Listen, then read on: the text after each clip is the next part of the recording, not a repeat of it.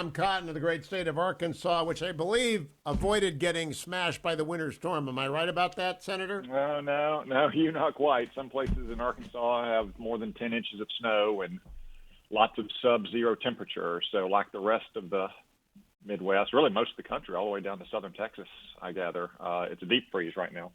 You know what we call that in Ohio, Senator? We call that April. So I'm just surprised. Aren't you sitting in Southern California right now? I am, but I'm telling you, I grew up in Ohio, and we just call that April in Ohio. Senator, I want to talk to you about your tweet this weekend, and I've been playing the CDC's Rochelle Walensky, and I've been playing Rick Grinnell. Why are the schools closed?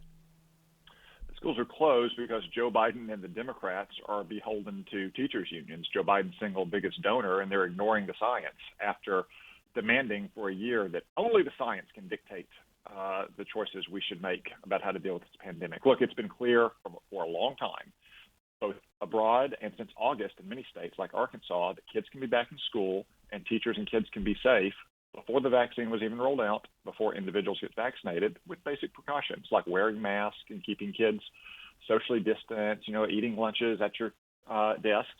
It's not perfect. It's not the way we want kids to learn in the long term, but it is sure a lot better than having kids stuck at home alone with frantic parents, being isolated, suffering from mental health problems.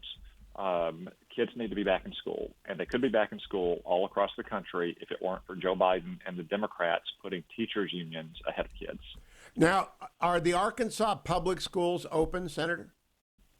Yeah, Hugh, Arkansas public schools have been open since August, and that's 5 days a week of in-person instruction in every school. Now, every school that I've visited at least also offers a online adjunct. If a student or a parent has a vulnerability that makes them particularly susceptible to the virus, they can stay home.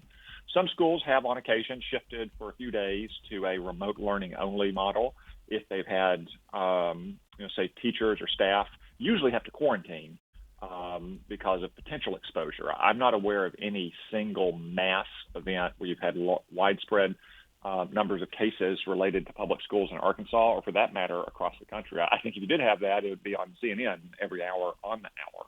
So again, it's not perfect. It's not the way we want our kids to learn in the long run. But if you look at the setbacks that so many kids are having in terms of their intellectual and social development, if the mental health challenges that kids have, the strain it puts on working parents to have to find child care arrangements for their kids, there's no question that schools across the country can be open 5 days a week for in-person learning, as they have been in Arkansas and so many other states since August. But Joe Biden and the Democrats don't want to do it. So my question, Senator, why are the public employee unions in Arkansas cooperating? I assume that you have teachers unions in Arkansas and not in California. What's the difference there? Well, I think in certain states like California or New York, their public employee unions are just much stronger, and they've been rewarded with ever greater pay and benefits and political power by the politicians on whom they shower their campaign contributions. In Arkansas, as in so many other states, that's just not the case. We do have some teachers unions, not that many, frankly, but we have some. But have a much longer history of working in a more cooperative fashion. There was a time when one teachers union last fall didn't want to show up, and the school stayed open, and virtually all the teachers showed up.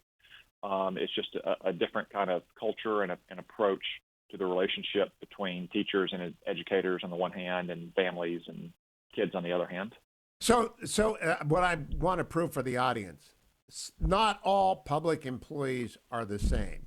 There are some teachers unions that are responsible, as in Arkansas, and or at least not powerful enough to stop the government from bringing them back to work. But in Chicago, where they announced a breakthrough, the breakthrough was actually to open 1 day a week, Senator Cotton. It's extraordinary. And children die because of this. I think that's the key part of the public health equation, is that the consequences of this may not be readily apparent to people without small children, but it's disastrous for children. Yeah, again, Hugh, the putting aside the intellectual academic development of these kids, stuff that they'll never get back. Like, you can't turn back the clock. They've missed now a year in school. We can only stop that harm. The mental health implications of this, and because you see so many stories of kids suffering from depression or anxiety, or tragically kids committing suicide because of the loneliness and despair that they face.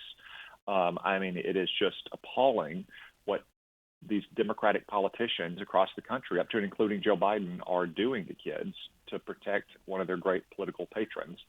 And Joe Biden, remember, he attacked Donald Trump throughout the campaign for not listening to science, not listening to the experts.